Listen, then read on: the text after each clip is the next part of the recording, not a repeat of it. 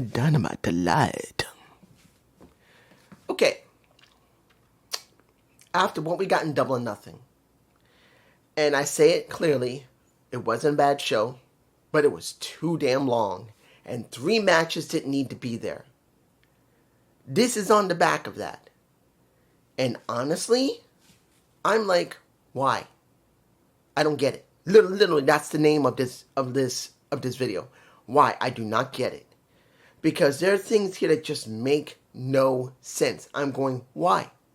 Why do we get the match? Why do we get this story? Why?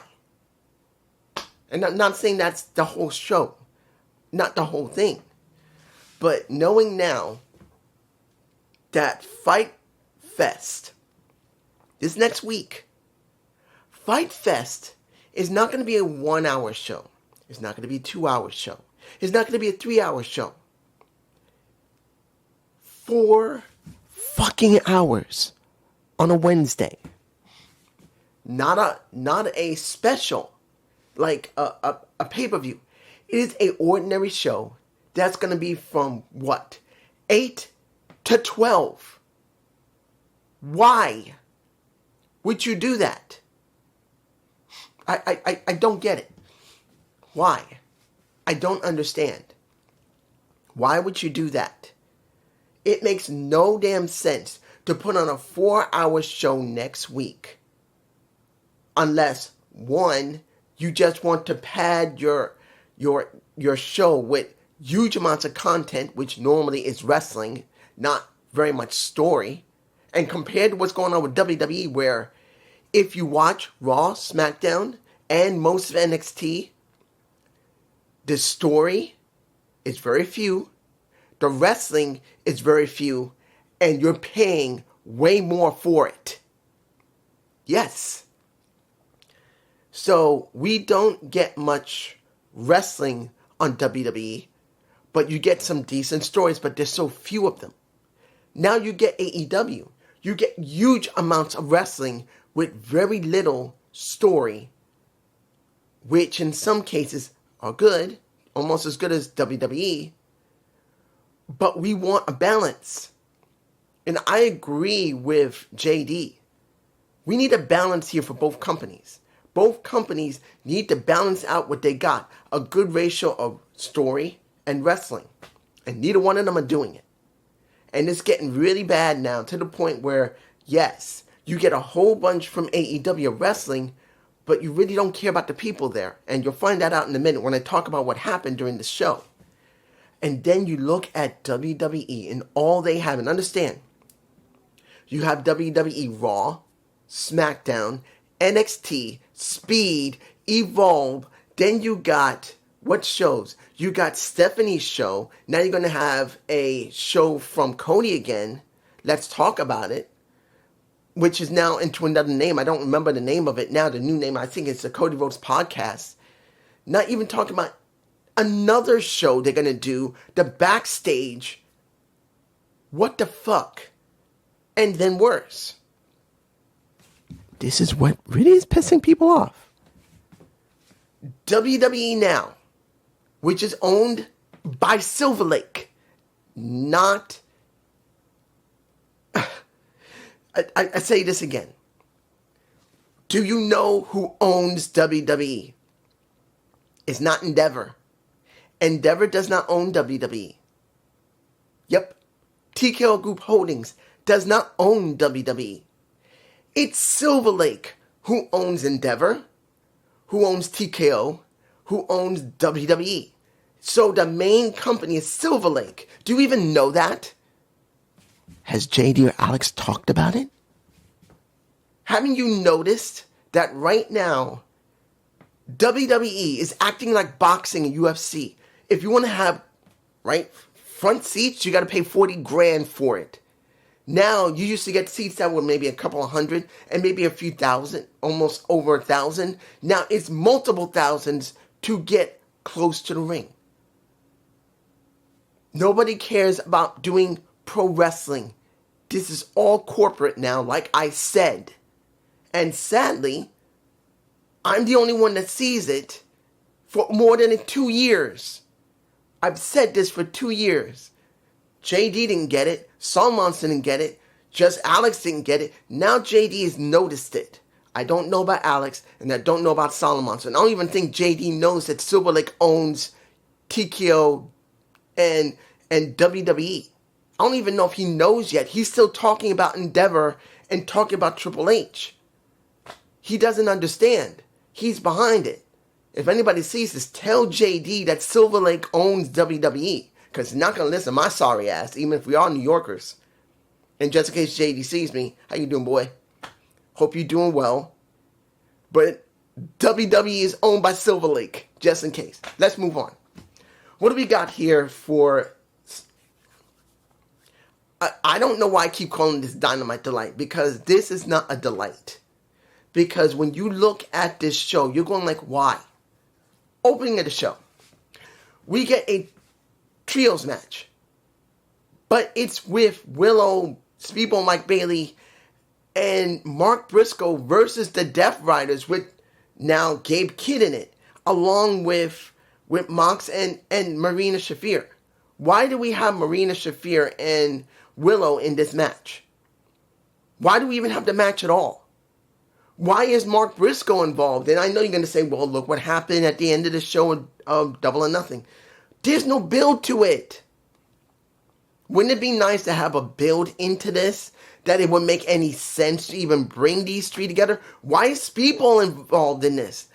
I forgot to talk about Speedball Mike Bailey and Okada. I talked about it on my Battleground review.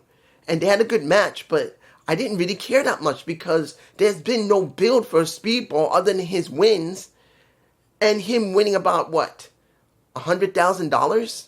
That's it. They're just barely giving us anything between Marina Shafir and Willow. They didn't do that for months and months and months when she was with the Death Riders. They didn't have her do anything but hold on to the damn briefcase. And now they give her something, but it's not disconnected from the Death Riders. You don't see Wheeler Yuta by her side when she's actually beating women. No, you only see her with one woman, and that's Willow. And yes, during this match, we did see Chris Statlander, but what does that mean? What does that mean? And yes, they tried to justify it saying that Willow and staff has been having, Chris has been having problems, and she's trying to do the right thing. That's Chris, but why should I care? Why? I don't. So you know who wins. I mean, once Moxley chokes out, once he chokes him out, it really doesn't mean much. Why would I care? Yes, we did get Claudio coming out with Commander, and then you're going to see that Commander and Claudio are supposed to have a match together, and that's supposed to be for the International Championship. Fatal 4-Way is a qualifier. They're both going to be facing one another eventually. But I'm like, do I care? No. Moving on. And this is another match I do not understand. We have now had these women work together now, 3 times already? Or is it 4? You see Megan Bayne working with a Penelope Forbes. We don't even know what the relationship is yet on Dynamite TV. I don't even know if they covered it on Collision, but not on Dynamite. And then you do see that they did bring Harley Cameron together with Anna Jay, talking about the tits and the ass. Anna Jay's ass has been saved by Harley Cameron's tits. So now they're working together, and now they're going against Megan Bayne and Penelope Forbes, who constantly jobs to everyone. And hearing Megan Bayne say, you're going to bow to me, when she's already lost to a Toni Storm. Instead of building her up gradually and showing that she can do it, they gave her only a 2-month rise where she's already dropped to the bottom and is doing nothing but working with Cameron and Forbes and Anna Jay. And I take nothing away from Anna Jay. And I take nothing away from Forbes. And Harley Cameron's become popular at this point. But she's more of a character than she is a wrestler. And taking away how big her tits are, because she's a gorgeous Australian woman with a great set. And she's got a lot of personality. She can sing. She can do ventriloquism. And people like her. But is she up here? No, she's here. They done nothing with her since they went to Australia, when she was here, and now she's here. So we get a no DQ match where Anna Jay gets her nose cut open. Harley Cameron gets her face smashed into the steel diamond plate steps, where she literally busts her nose open because of Megan Bayne. And yes, Bayne gets the pin, but legitimately, what does that mean for Megan Bayne? They just had a no DQ match, which does show how tough Harley Cameron is. When she started bleeding heavily from her nose, and she was bleeding a lot, she said, "Fuck you, I'm continuing the match." Which I give her credit. Not everyone can do that if they're bleeding pretty badly.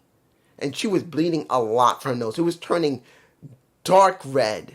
That means it was a good bleed from her nose. That means she might have broke it, obviously. But what does this mean for Megan Bayne? She's still going to stay in the same place. What does this mean for Harley Cameron? Yes, she does get the kind of treatment similar to Becky Lynch when Becky got punched legitimately in the face by Nia Jax. Nia did not hold back when she hit her. She used full strength, was not paying attention, and busted her nose wide open. She was bleeding heavily in that match. She was. And that made her. But do I believe the same thing's going to happen with Harley Cameron? No. So Harley did show a lot of toughness, but it doesn't feel like she's going to get anywhere. And then the person who's getting the worst out of this entire thing is not Megan Bayne, it's not Harley Cameron, and it's not Anna Jay. It's Penelope Forbes, who still jobs to everyone. Let's move on. Next, the Ops versus... They must be on ROH, the frat house. Really? They didn't last very long. They said, win, lose, we get drunk. Well, no. You didn't get that, my friends. Win or lose, when you're with the Ops, you just get your ass handed to you, whether you win or you lose. And that's exactly what we got. We got them getting their asses handed to them. But here's the thing. In the beginnings when the Ops come out, they're talking about Hook. And from what I can tell, there was no backstage segment, unless I missed it, that Hook came, talked to Hobbs or Shibata or Joe himself. Why? Why is there no segment? What would have been more important? Having this match with the frat house or having a segment with Hook? Hook, who used to be part of Ops. To find out what was that attitude. Why? I don't get it. Why isn't Hook getting the moment to talk to Joe, to Hobbs, to Shibata and say, I don't want nothing to do with you. Or I got to deal with Claudia on my own. Nothing. We couldn't even get them to even set up a little bit of a situation where they're in the back and Joe's trying to talk to Hook. He talks to Hobbs and says, I can't get him. Shibata, have you tried to get him? And he does what he does and he says, no, buddy, I can't get him either. That would have been more effective helping Hook in his story and the Ops. Moving on. TNT title match. Fletcher versus Adam Cole. Now, let's make this clear. Did you guys not get scared when that powerbomb got botched? I was scared. I'm not going to lie. When I saw Fletcher give him a powerbomb, you would hope, like all powerbombs that's on the ring skirt, when you're outside, you get right here on your lower, right around the back here. That is where they tried to do the best they can for a powerbomb, so you'd be at least generally all right. But he didn't even reach there. Fletcher did not go close enough. When he powerbombed him, his back never even reached the edge of the ring skirt. It was this. And with the problems of concussions that Adam Cole had years ago, where literally he was throwing up whether he was walking or in a car, that was scary. Now, the story was fine. It looks like Adam Cole's all right. And it hopefully did not get a concussion from that hit to the back of the head. He seems to be all right. Now, the story is TNT title. Fletcher wants it. Cole wants him. They want to kill one another. Fine. I'll give it that. But then you get What did we get after that? That ended that match. You get Josh Alexander coming out, saving Fletcher, and DQing the match so Cole wins. That's why they were fighting each other at the end. Outside the match, and Fletcher is mad saying, I don't need nobody's help when you did. That's what I'm saying. Then we get Josh versus Brody King, which is for the qualifying match for the International 4-Way. So, what happened at the end of that match? Where did Josh Alexander bust his eyebrow up, his scalp right there, where what was it, this side or this side? I think it was this side right here. He didn't get it outside the ring. The match was fine. I actually liked the match. But he didn't get that outside the ring. He didn't get that when he was smashed into the post. He got it when he grabbed both Brody King's arms, locked, like this, a solid lock. He managed to hold both his arms, does a suplex, a German suplex, while he's holding him, and literally when he landed on his back, something jammed him right here. I'm wondering if it was his headgear that jammed him right there and cut him, because the moment he came up, he was bleeding like crazy. So it's like, really? We already had bleeding when it came to Harley Cameron. We had a little bit of bleeding from, she wasn't bleeding much, Anna Jay, but still she was bleeding. And now we get this bleeding too, and it's like 3 for 1 today? And of course, Brody King won, and he's moving on to the Fatal 4-Way for the International Championship. But, dude, it wasn't great. Now, let's get to the meat and potatoes of what we got. What did I feel? Hold on a minute. Battery almost died. What did I feel about what happened with Jamie Hayter? And Satana? Or Sakata. I think that's her name. She was in Stardom. When we start hearing about Jamie Hayter and what she's going to do now that she lost her chance to get to Owen. And then lights go out.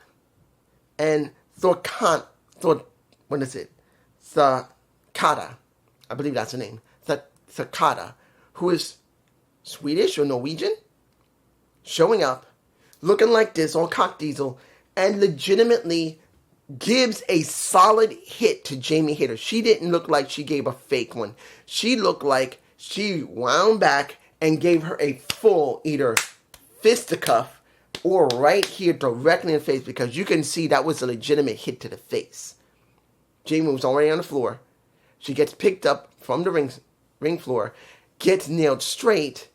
You see Sakata, what is it? Sakata? I'm mispronouncing the name. Until I get it, I'm sorry. You know I'm bad with names. This little woman decides she wants to show off and does a Bray Wyatt doing the spider. Flips around in front of the camera, showing what little booby she got, turns around, poses like Spider-Man, and makes it very clear that she's now part of All Elite Wrestling. From what I understand, because of this, I think she's probably a part of All Elite. And guess what? I don't care. She looked impressive, but so did Megan Bayne.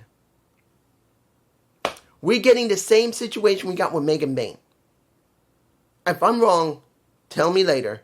In the next couple of weeks or a month or 2 or 4, she actually has a proper build. I will eat crow. I'm saying it now. She's going to be no different than Megan Bayne, which means nothing. She'll get up to Toni Storm eventually, and then she'll drop down. Or, depending on maybe Mercedes Moné, she'll come all the way up there. They'll do it quickly, and then they'll drop her like a hot potato, like Megan Bayne. So, if I'm wrong in 4 months, she's still at top tier level and not working with all the lower tier wrestlers. I'm more than happy you tell me, dude, with this woman that you talked about here in this video, you were wrong. Look how she is now. She's still in the main event. Fine. I'm willing to be wrong, and I have no problem with it. But as it stands, when it came to Megan Bayne, they shouldn't have done it. And they have. So legitimately, I don't see nothing very good with this woman. She looks impressive. Well, impressive. I guess I don't want to think like this. I want a new talent to come in and they build them correctly. But we didn't get that. She gets a great impact, which doesn't mean much. Because that's what AEW loves to do. Short-term gain impact. Nothing long-term gain and character development and build and making sure that person stays strong even when they don't win. Moving on. Let's say, do I care about Ricochet talking about he needs a faction of his own? Actually, I am. Because it'll actually be a good thing that Ricochet is going to start bringing some people in and actually building them up with him. Because that's what he really needs. Now, the Hurt Syndicate. Did I like the promo? And did I like seeing when MJF was talking about getting his Triple B back, and you can see a Bobby Lashley looking at him like, bitch, I'm going to beat your ass and take that damn title when the time comes. That is the look he gave, which I'm fine with, and I'm glad they're going there with it. But admittedly, I don't know how they're going to make this look good. I don't know. Hopefully it will look good, but I don't know how. Swerve Strickland. Oh, this is a good one. Wait, before I do that, let's go to Mercedes Moné and Taster's Toni Storm. Did I like the segment between the two? Yes. It was the second best segment of the night. Because out of all the other segments, other than what happened with Ospreay, Hangman, and Swerve, this was the second best one of the night. Let's make it very clear. There's no way it wasn't. That they actually did talk about a little bit of what they did when WWE was around. There was no lie about it. Look, Tony came in Mae Young Classic, then joined WWE. Sasha was already there. They never really had much interaction with each other. But she said she knew her 10 years ago, which is not a lie. She did know her. The build does make sense. But in 45 days, do I actually believe they're going to give us proper build? I don't know. They have the opportunity to build something substantial between Toni Storm and Mercedes Moné in the next 45 days if they make it character and story. If they keep doing a lot of playing around, fighting one another, but not trying to develop either one of them to make it feel important, it's not going to be as important. I'm hoping it will be, but it's a big question. I just don't know. Yes, the fight afterward wasn't that bad. But let's make this very clear. That was the second best segment of the night. This is the best. Hangman Page goes in the ring with Tony Schiavone to do the interview. Swerve came out, and Swerve brought back what we all know happened. The Bucks said openly on camera, we did this for our buddy Hangman Page. It's for you, buddy. We'll always be here. And Swerve made it very clear. Did you do this? I want you to look me dead face in my face. I'm here right now. Did you do this? And let's make it very clear. Page didn't need to lie. He said, if I wanted you done, I'd do it myself. I don't need them, and you should know that. You damn stupid son of a bitch. He didn't say it like that. But pretty much that's what he said. You stupid son of a bitch. If I wanted you done, I'd do it my damn self. Why am I going to ask them? And then Will comes out. Let's make this very clear. What did I feel about this segment where Will is trying to bring all three of them together to be on the same page to make it about Hangman? I'm very curious how they would structure this. Do I believe it's the wisest thing to do? No.